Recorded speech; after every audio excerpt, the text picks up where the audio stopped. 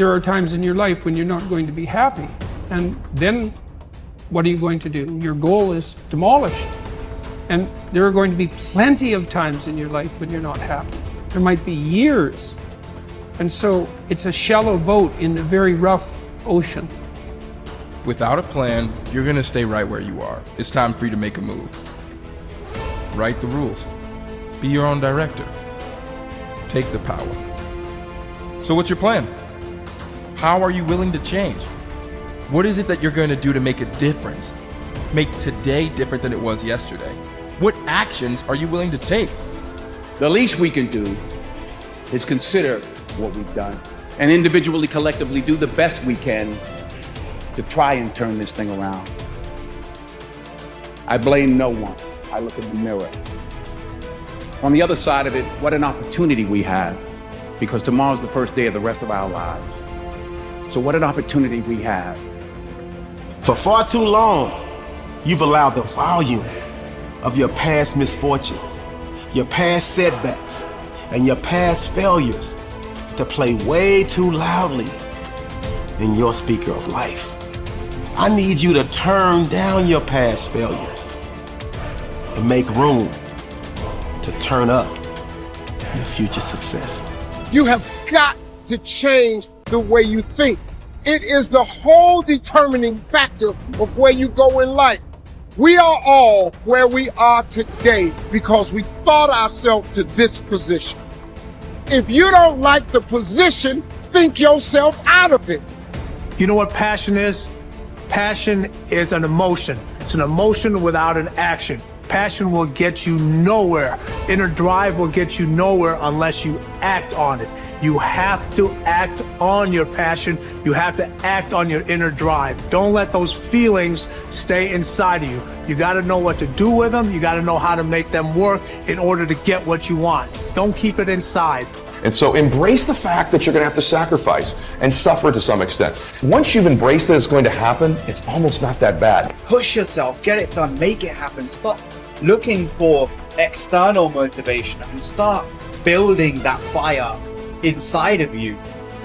Start adding more logs, more petrol to those flames every single day. And when that thing tells you to quit, you look at it in his eye and say, I ain't going nowhere. I will break you before you break me. You will not defeat me. You will not destroy me. You owe it to yourself to feel the pride of knowing you made your life. You didn't get lucky. You worked for it. You sacrificed. When it was hard, you pushed harder. We try so hard in our lives to fit in. We try to fit into certain groups, certain frats, certain sororities, among certain friends. Yet the people we idolize are the ones that stand out. But when you're prepared, there is no fear. There is no fear of failure, okay?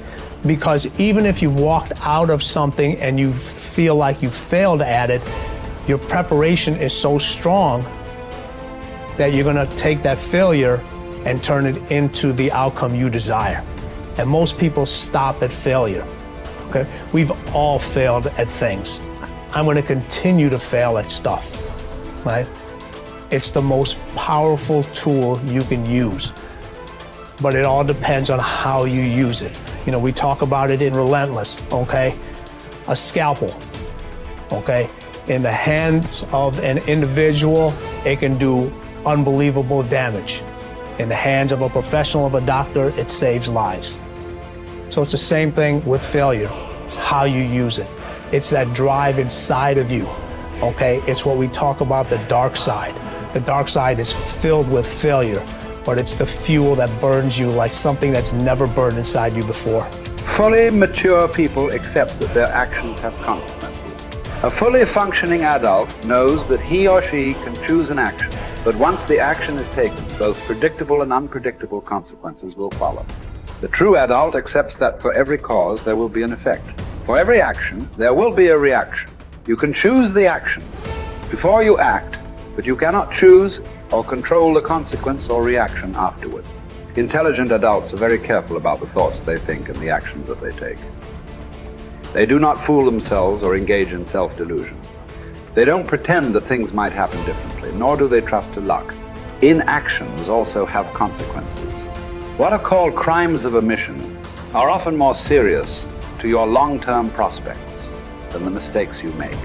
Omitting to think through your values, set clear goals, make plans, commit to excellence, and so on, can be disastrous to your possibilities of great success. The starting point of success is the acceptance of reality. What cannot be cured must be endured. Often people will come to me with challenges they are facing, and I will ask them this simple question: is this a problem or is this a fact? If it's a problem, it's amenable to a solution. There is something that you can do to change it. If you are not happy with the situation, it is up to you to go and do whatever you can to resolve it. A fact, however, is different from a problem. It is something that exists, like the weather, like rain or snow. There is nothing that you can do about it. You can solve problems, but the reality principle says that you have to learn to live with facts. Something unfortunate that has happened is a fact.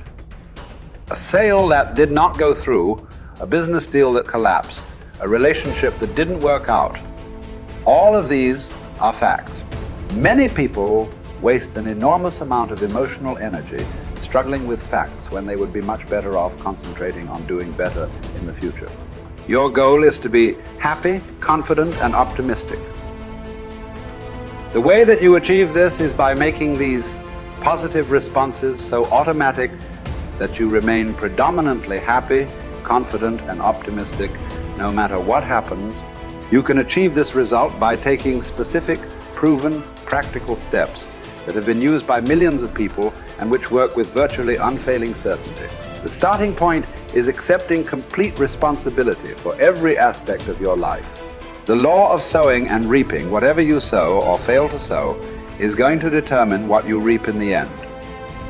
The law of accumulation reminds us that everything counts. Every positive step you take is moving you toward building a great life for yourself. Every positive word or thought or image is deepening your belief and increasing your confidence in your ability to achieve wonderful things. Finally, remember the law of reversibility. If you act in a manner consistent with high performance and high self-confidence, those very actions will generate the feelings consistent with them. Every positive, constructive action that you take in the direction of your dreams and goals will reinforce your belief in yourself and in your ability to accomplish your ideals. The challenge for building good habits and breaking bad ones is often finding a way to pull the long-term consequences of your bad habits into the immediate moment. So you feel a little bit of pain right now and want to avoid it. And the long-term rewards of your good habits into the immediate moment so that you have a reason to repeat it again in the future. Each behavior casts a vote for the type of person that you want to become. And if you cast enough votes for that type of identity, you start to believe that about yourself, right? Like if you go to church for 20 years, you believe that you're religious. You study Spanish every Tuesday for 30 minutes, you believe that you are studious. So in that way, your habits provide evidence of your desired identity. And I think that that is probably the ultimate reason that habits are so important. It's true, like habits can help you earn more money or be more productive or lose weight. And all that stuff is great. But in addition to the external results that habits provide, they also shape your sense of self. They are the engine or the avenue through which you learn to believe things about yourself. You have to have just one thing in mind: keeping on track, closing out all the noise and the clutter that gets in your way. You've got to identify your target. Let nothing stand in your way. You've got to keep your eye on the target until you've released the arrow. Let nothing capture your attention unless it's in the best interest of your ambition. If you don't keep your mind on what you're doing, if you don't keep focused on the task at hand, it could slip right on by you. Wherever you are, be there.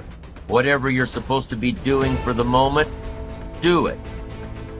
You can't be thinking of everything you have to do at one time, all the time. You have to concentrate on just one thing at a time. One project, one job. You have to take it one task at a time and complete it. Do what you've set out to do. Keep your mind only on that one task. Why? If you don't, you won't accomplish anything. Concentration takes a lot of discipline.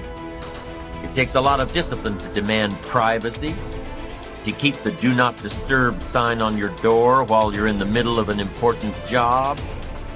It takes a lot of discipline not to answer the phone every time it rings at home.